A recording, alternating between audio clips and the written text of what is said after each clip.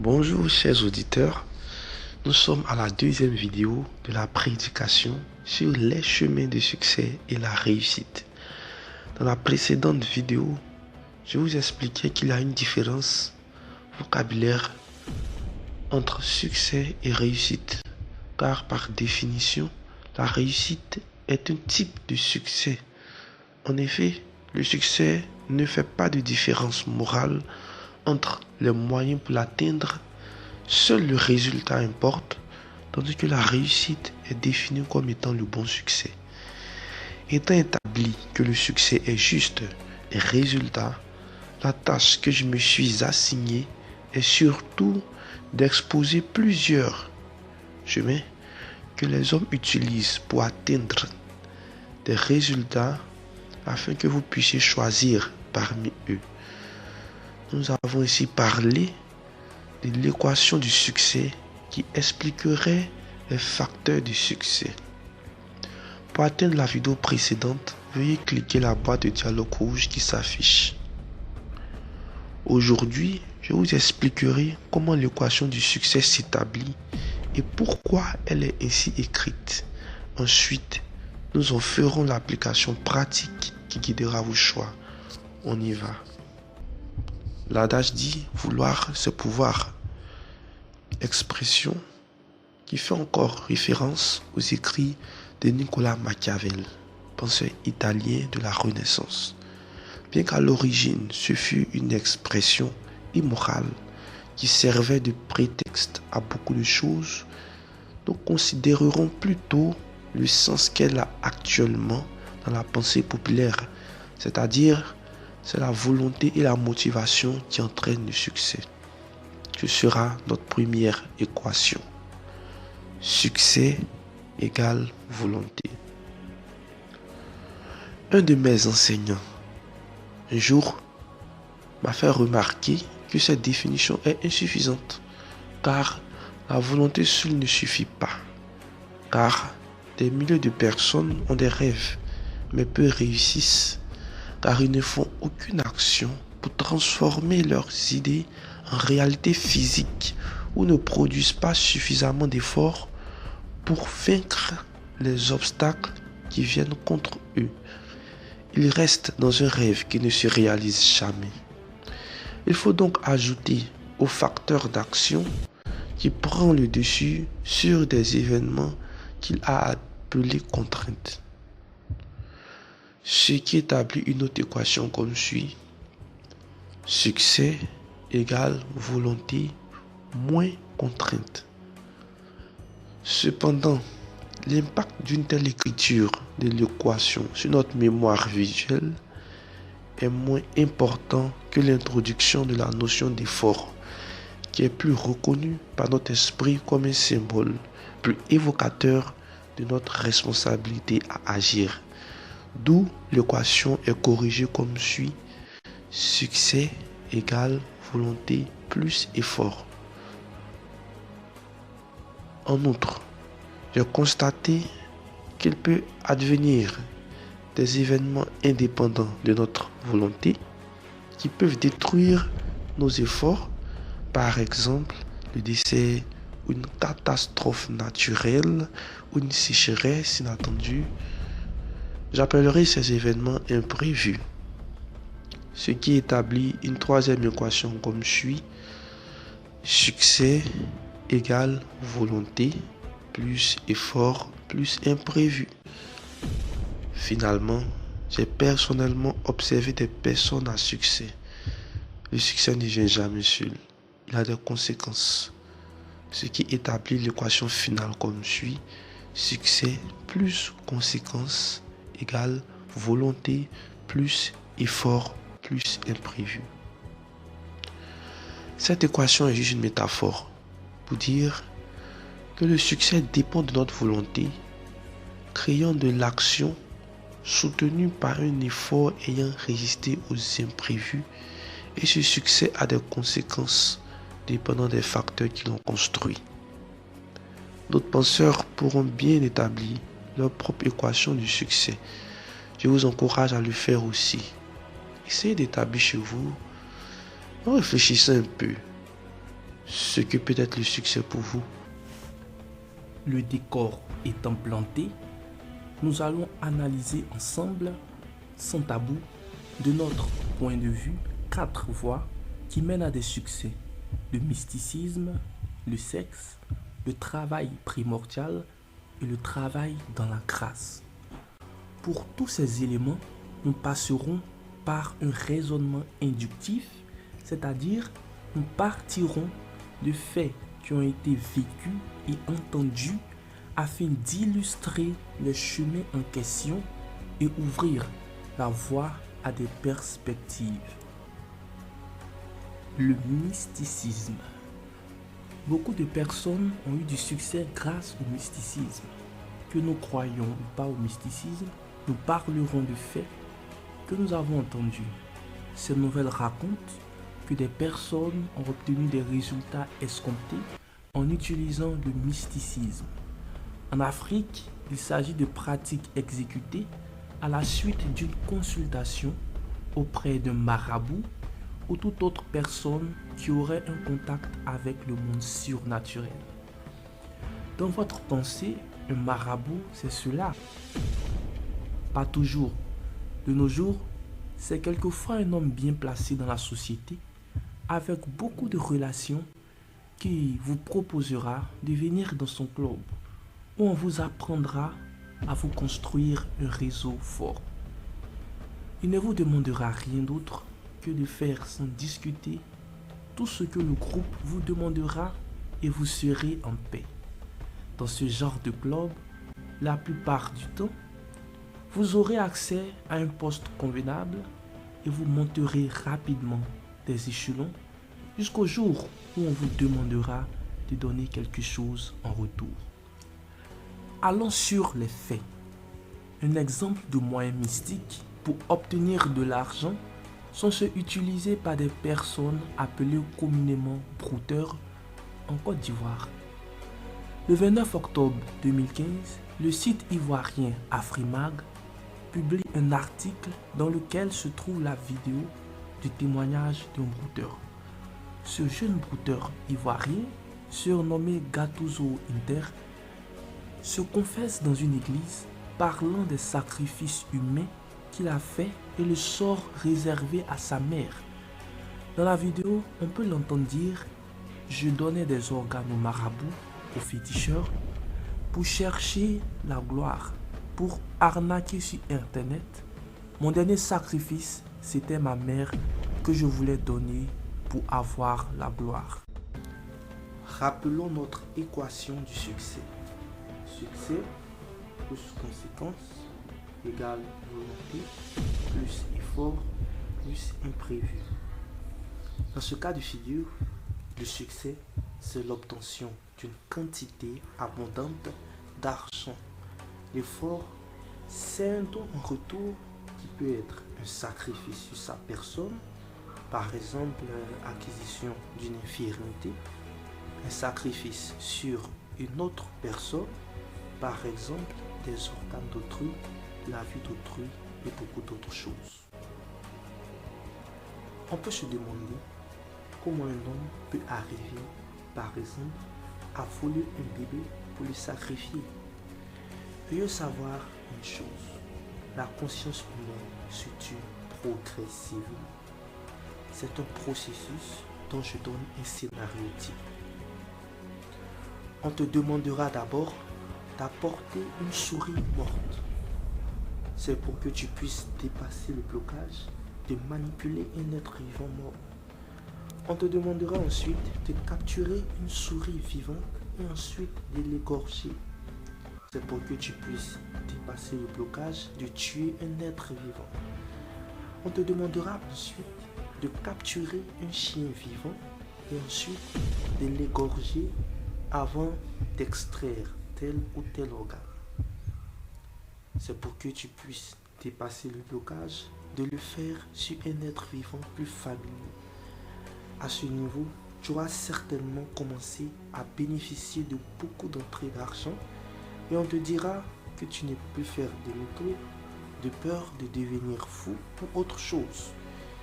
Il faudra de manière récurrente le faire sur des chiens. Tu te diras, tant que ce sont des chiens, ça ira. Et tu vivras une vie dépensière jusqu'au jour où on t'annoncera que le prochain animal sera envoyé par ton mentor ou le marabout lui-même. Et quand tu te rendras compte que c'est un bébé mort-né que l'on te présente afin que tu extrailles les organes, d'une part, on te mettra la pression en disant que tu ne peux plus faire demi-tour, et d'autre part, on te rassurera en te disant que de toute façon, le bébé est mort-né et allait être mis en décharge. Mais sérieusement, depuis quand met-on des bébés morts-nés en décharge? Après tous ces arguments, tu le feras. Et crois-moi, la prochaine étape sera de toi-même te procurer un mort-né avec un complice d'une maternité avant qu'on ne t'incite à assassiner un bébé vivant. C'est tout un processus d'assassinat de conscience très bien préparé. Croyez-le, n'importe qui peut y passer.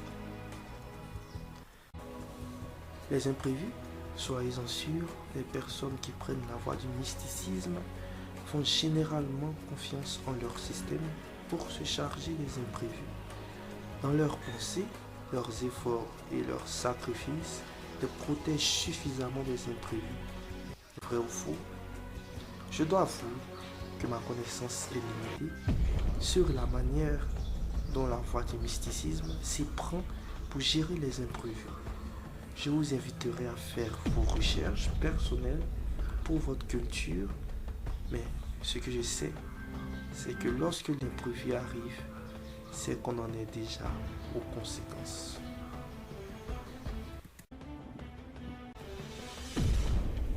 Les conséquences sont diverses. Les conséquences appréciables sont la gloire, la renommée et tout ce que vous pouvez imaginer d'apparemment bien avec le fait d'avoir beaucoup d'argent. Mais les conséquences néfastes sont l'aliénation, le sacrifice de plus en plus croissant à faire, et les plus graves sont des fatalités telles que la folie ou la mort. Encore une fois, allons sur les faits. En août 2011, le site Voici.com informait de la disparition en cascade de brodeurs, entre autres les subites disparitions de Martino Zefa, Picsou le milliardaire et Benito Sarkozy. Les interprétations étaient diverses. Certains affirmaient que leurs morts étaient plutôt liés au train de vie auquel ils n'étaient pas habitués auparavant. Champagne, cigares et femmes étaient au rendez-vous et étaient de trop pour ces adolescents.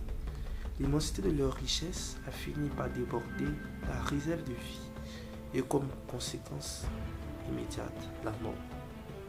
D'autres par contre soutenaient qu'il s'agissait de la contrepartie des pratiques mystiques, des pactes secrets tenus par l'intermédiaire de marabouts afin de maîtriser l'arnaque et en bénéficier énormément.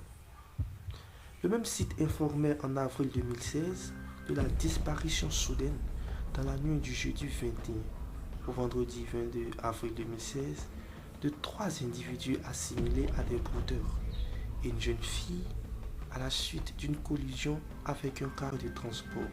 Encore une fin tragique. Voilà ainsi dépeint le tableau du mysticisme. En résumé, cette voie apporte beaucoup de gloire, mais avec beaucoup de contraintes et ou pour un temps restreint. Passons au sexe, qui est aussi une source de succès. Beaucoup de personnes ont eu du succès grâce au sexe. Le principe est simple. Pour atteindre un objectif, la personne en question corrompt quelqu'un qui doit prendre une décision importante dans la réalisation de son succès en lui offrant des relations sexuelles.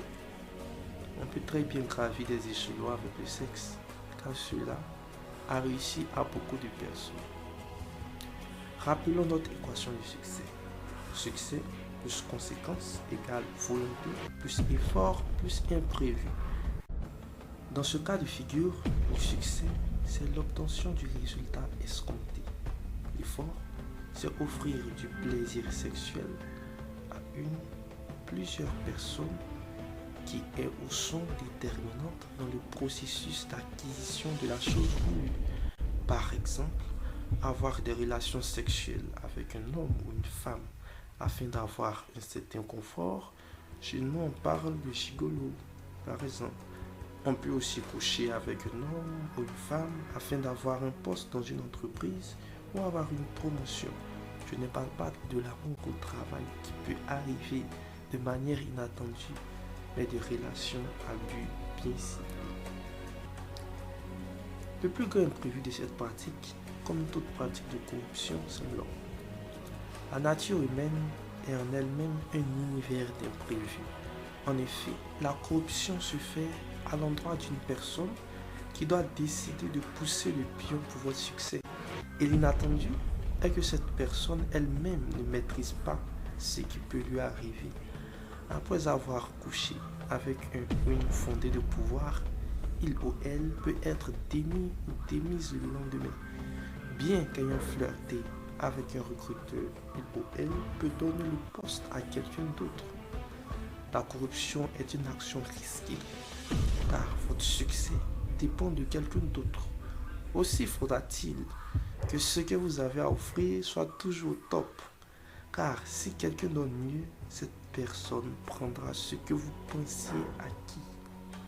La vidéo suivante vous mènera certainement à réfléchir.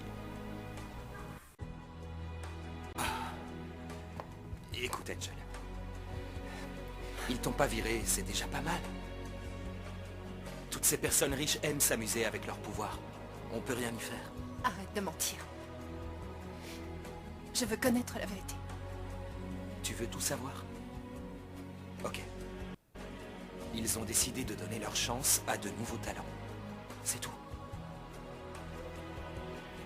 Un nouveau talent. Yo-Yo. Ouais. Écoute, je t'ai défendu, mais ils n'ont rien voulu savoir. Tout ça, c'est juste du business. Et puis toi aussi, un jour, tu as été une nouvelle. Et toi aussi, en arrivant, t'as pris la place de quelqu'un d'autre.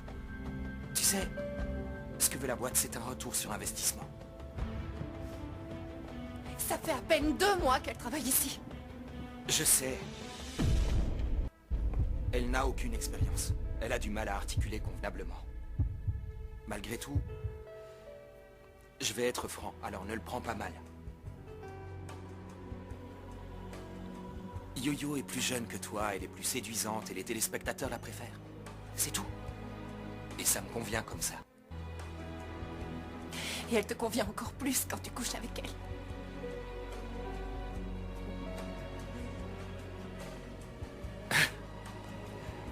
En admettant que ce soit vrai, qu'est-ce que ça change? Angel, ton heure est passée. Tu crois pas qu'il vaut mieux que tu partes maintenant? Au moins les gens se souviendront de toi comme de la beauté qui présentait les infos. Et de toute façon, tu devrais savoir qu'on ne peut contrôler ce qu'on ressent pour une personne. Alors d'abord, je te plaque. Et ensuite, je fous le camp d'ici. Et ne m'adresse plus jamais la parole. On peut comprendre que tant que cette jeune fille était assez fraîche pour son patron, elle avait le premier rôle. Mais à l'arrivée d'une concurrente plus fraîche, elle a perdu son avantage. Le sexe est du domaine du biologique et le biologique ne résiste pas à l'épreuve du temps. Les conséquences sont diverses. Les conséquences appréciables sont l'atteinte des objectifs tant qu'on est très performant sexuellement et plus performant que les autres. Beaucoup de personnes, très souvent des femmes, ont très longtemps réussi à obtenir beaucoup par le sexe, car elles ont carrément une adresse qui réussit à avoir dans le creux de leur main bon nombre de décideurs, et tant que la situation reste telle qu'elle, leur succès est assuré. Mais les conséquences néfastes viennent de la cruauté de l'être humain quand il chosifie son semblable. En effet, les hommes ou les femmes à qui vous servez le sexe vous voient comme un objet de plaisir, un bouton à activer lors d'un besoin sexuel.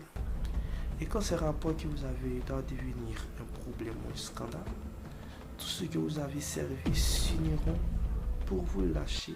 Et en Afrique, c'est la femme qui porte le discrédit le plus souvent des relations illicites. L'homme s'en sort toujours. Quand ça marche, tout le monde est content. Mais quand c'est gâté, vous êtes sûr à porter les conséquences. Il y a encore plusieurs conséquences que je vous invite à explorer vous-même afin d'accroître votre connaissance. Je vous ai présenté aujourd'hui 2 voies de succès, que sont le mysticisme et le sexe. Le but du jeu est que vous soyez avertis de tout ce qu'impliquent ces voies de succès, mais au fond, ce ne sont que des choses que j'ai rappelées. En effet, avant de vous engager dans chacune de ces voies, vous saviez très bien le contour, mais vous vous y engagez tout de même, car votre envie de réussir était trop forte, ou c'est le seul moyen que vous trouviez le plus accessible. Je vous ai présenté les conséquences, et si vous suivez cette voie et comptiez y rester, cela demeure votre choix, et vous êtes certainement prêt à assumer les conséquences. Pour ceux qui veulent quitter cette voie, certains n'en ont pas la force. Si vous n'en avez pas la force, ce n'est pas un drame, c'est normal. Car si vous aviez plus de force, vous n'auriez pas emprunté ces voies. Je ne vous demande pas d'avoir plus de force que vous en avez déjà, mais je vous demande de demander de l'aide. Le moyen de vous en sortir est d'avoir la force supplémentaire que donne la transformation de votre existence par la rencontre avec Jésus. Intéressez-vous à ce que vos proches qui vous parlent de Jésus ont à vous dire. Et pour ceux qui sont dans la crainte de ne plus pouvoir faire demi-tour dans un processus mystique, laissez-moi vous dire que la puissance la plus grande vient du nom de Jésus. Pendant des siècles, le nom de Jésus a apporté la défaite à d'innombrables puissances mystiques et a délivré plusieurs hommes de ces pratiques accablantes. Si vous voulez en savoir plus sur la transformation opérée par le nom de Jésus, je vous invite à aller sur ma chaîne YouTube, dont le lien est en commentaire afin d'avoir accès aux vidéos sur l'évolution contrôlée. Ou si vous lisez cette vidéo sur YouTube, cliquez sur la boîte de dialogue rouge qui s'affiche. Dans la 3e et dernière vidéo, nous parlerons des 2 dernières voies de succès qui sont les plus recommandables. Il s'agit du travail primordial et du travail dans la grâce. 2 voies illustrées au travers de 3 générations d'une famille dont vous connaissez sûrement un membre. Il s'agit de la famille Trompe. L'histoire de 3 générations de Trompe expliquera le succès par le travail.